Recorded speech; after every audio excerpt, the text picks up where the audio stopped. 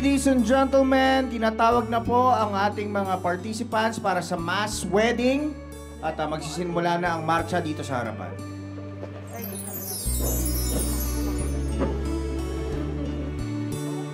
Please, on the way to the end. Careful, careful. Paki-silent po yung mga cellphone. Nasa...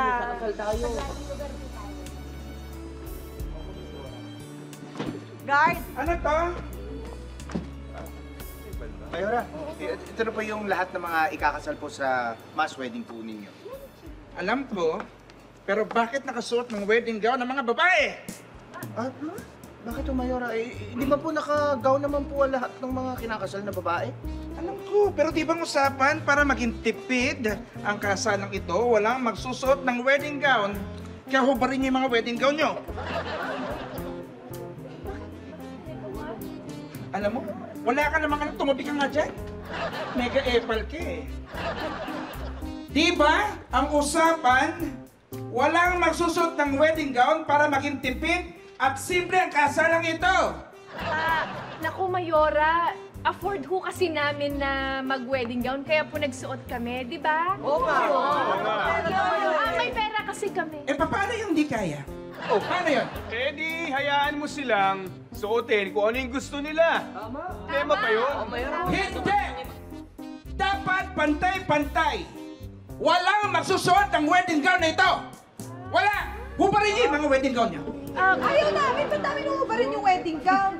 My decision is final. Bawal magsuot ng wedding gown. Hubarin niyo yung mga wedding gown niyo. Hubarin niyo. Hubarin niyo. Wedding gown! Wedding gown! Wedding gown! Wedding gown! Wedding gown! Wedding gown! Umupo ka. Sige. Pag hindi niyo hinubad yung mga wedding gown ninyo, walang kasalang matutuloy. Mayora! Hindi pwede yan! Ginasusan na namin yung gown eh. Hayaan nyo na lang! Alam mo, masyado nyo naman kaming dinidiktahan.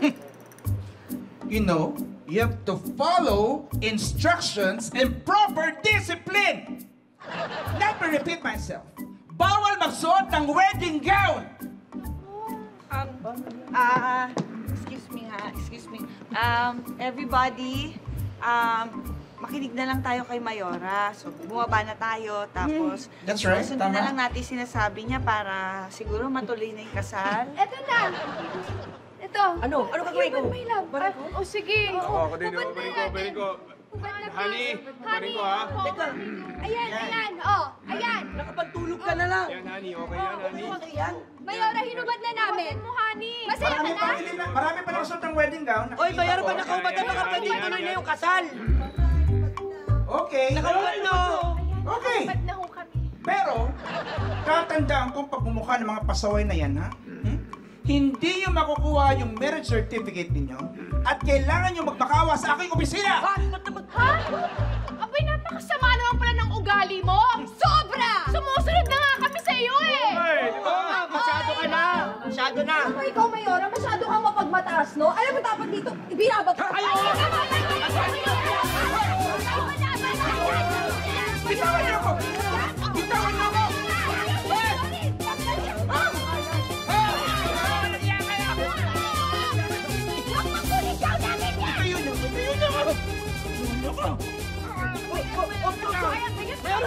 Mayora! Laki po eh! Sabi mo hindi pwede magsuot ng gown, di ba? Remember?